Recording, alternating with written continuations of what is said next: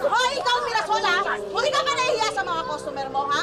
Hindi porkit nagtitinda ka, sasalawlain mo na yung paninda mo. Tama. Correct. Top. Ito? Lorna, huwag ka naman magsalita ng ganyan.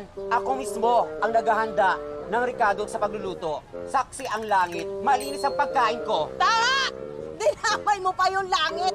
Eh, di saan galing yung ipis? Eh, di baka doon din. Langit? Eh, sa bubong. Sa baba. Ano naman hindi nag-iisip? Sumangit sa bubong? Nahulog lang. Ay, nako, hindi.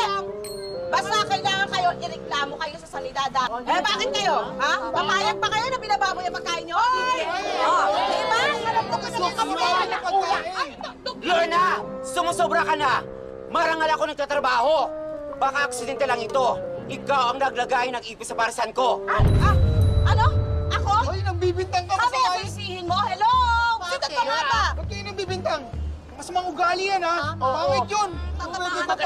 Sino ba makikinabang pag nasira ang customer ko? Di ba kayo ni Jomar na sinusyota mo kahit may asawa na? Hoy! Oh, shit! Oh my God! Wisit pala itong bakla to eh, ha? Ang dugyot mo lang, ha? Bintangero ka pa. Grabe ka! Asa anong pakialam mo, ha? Kung magjowa kami ni Jomar? Ang intindi na lang yan, paresan mo dahil dinadalaw ng ipis. Ay, bakit? Natural, nandito ang kanilang ina. Ikaw! Ang uwi na malaking ipis! Bastos ka! Kala mong ganda mo?